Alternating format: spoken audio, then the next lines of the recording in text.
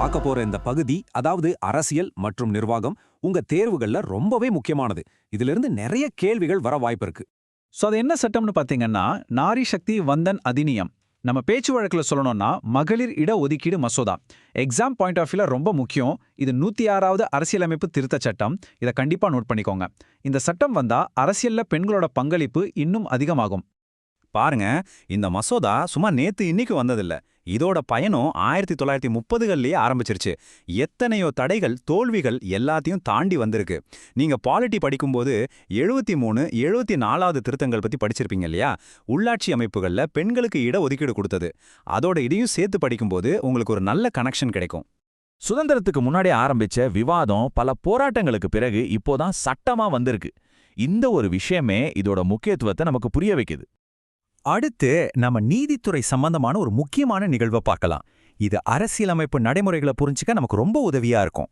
ஒரு உயர் நீதிமன்ற நீதிபதியை எப்படி பதவி நீக்கம் செய்வாங்க, அதுக்கான முழு நடைமுறையும் இந்த படத்துல இருக்கு. இதுக்கு அடிப்படையான ஆர்டிகிள்ஸ் 217 மற்றும் 218. அதுல தான் இதுக்கான காரணங்கள், வழிமுறைகள் எல்லாமே தெளிவா சொல்லப்பட்டிருக்கு. மொத்தமா 4 ஸ்டெப்ஸ் தான். சிம்பிளா ஞாபகம் வச்சுக்கோங்க. முதல்ல எம்பிகள் தீர்மானம் கொண்டு வருவாங்க. 2வது சபாநாயகர் அதை ஏத்துக்கணும். 3வது ஒரு கமிட்டி விசாரிக்கும். கடைசியா பார்லிமெண்ட்ல ஓட்டெடுப்பு. அவ்வளோதான். இந்த 4 ஸ்டெப்ஸையும் மறக்காதீங்க. சரி, பாலிட்டியில கடைசியா ஒரு விஷயம்.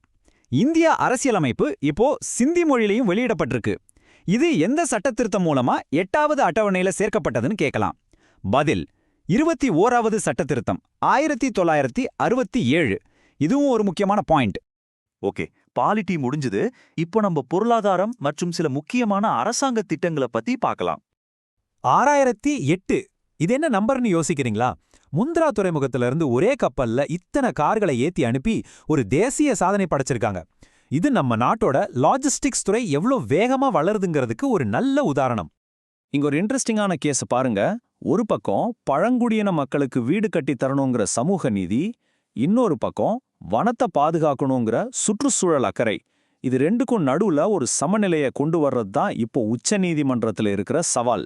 இதுல நீங்க தெரிஞ்சிக்க வேண்டிய 2 முக்கியமான சட்டங்கள்: வன உரிமைகள் சட்டம் 2006, அப்புறம் வன பாதுகாப்பு சட்டம் 1980. அடுத்து ஒரு ரேபிட் ஃபயர் ரவுண்ட் மாதிரி சயின்ஸ், என்விரான்மெண்ட், டிஃபென்ஸ் இதுல இருக்கிற முக்கியமான அப்டேட்ஸை வேகமா பார்த்துடலாம். சயின்ஸ் அண்ட் டெக்னாலஜில கீட்ரூடாங்கிற பேரை ஞாபகம் வச்சுக்கோங்க. இது ஒரு மருந்து. இதோட ஸ்பெஷாலிட்டி என்னன்னா, இது நம்ம உடம்புல இருக்கிற நோய் எதிர்ப்பு சக்தியே கேன்சர் செல்களை எதிர்த்து போராட வைக்கும். இது கேன்சர் சிகிச்சையில ஒரு பெரிய மைல்கல். இப்போ நம்ம வீட்ல யூஸ் பண்ற அடுப்புகளை பத்தி பார்க்கலாம். ஒரு பக்கம் எல்பிஜி, இன்னொரு பக்கம் நவீன பயோமாஸ் ஸ்டவ். பழைய காலத்து விறகடுப்போட ஒப்பிடும்போது இந்த நவீன அடுப்புகள் ரொம்ப திறமையானது, கிட்டத்தட்ட 40% வரைக்கும். அது மட்டும் இல்ல, எல்பிஜி சிலிண்டரை விட செலவும் ரொம்ப கம்மி. இது சுற்றுச்சூழலுக்கும் நல்லது. டிஃபென்ஸ் நியூஸ்ல எக்ஸசைஸ் டஸ்ட்லிக். இது இந்தியாவுக்கும் உஸ்பெகிஸ்தானுக்கும் இடையிலான வருடாந்திர ராணுவ பயிற்சி. இந்த வருஷம் 7வது முறையா நடந்திருக்கு. எங்க நடந்தது, எதுக்காக நடந்ததுங்கிறத நோட் பண்ணிக்கோங்க. முக்கியமா மலை பிரதேசங்கள்ல போர் புரியும் திறனை மேம்படுத்துறது தான் இதோட நோக்கம். சரி, அடுத்து கலை, விருதுகள்னு சில கலர்ஃபுல்லான அப்டேட்ஸை பார்க்கலாம். சினிமா, விளையாட்டுன்னு 2லயும் சில முக்கியமான விருதுகள் அறிவிச்சிருக்காங்க. சேதக் விருதுகள்ல சிறந்த படமா ஹோம் பவுண்ட் படமும், சிறந்த நடிகரா ரன்வீர் சிங்கும், நடிகையா யாமி கௌதமும் தேர்வாகியிருக்காங்க. அதேபோல பேட்மிண்டன் ஆசியா சாம்பியன்ஷிப்ல நம்ம ஆயுஷ் ஷெட்டி வெள்ளி பதக்கம் ஜெயிச்சிருக்கார். அப்புறம் ஒரு சோகமான செய்தி. இந்திய இசை உலகின் ஜாம்பவான்கள்ல ஒருவரான ஆஷா போஸ்லே அவர்கள் காலமானார். பல தலைமுறைகளை கடந்து ஒலித்த அவரோட குரலுக்கு நம்ம மரியாதையை செலுத்துவோம். சரி, இப்ப நம்ம தமிழ்நாட்டுக்கு வருவோம். இங்க சுற்றுச்சூழல் சம்பந்தமா ஒரு முக்கியமான விஷயம் நடந்திருக்கு.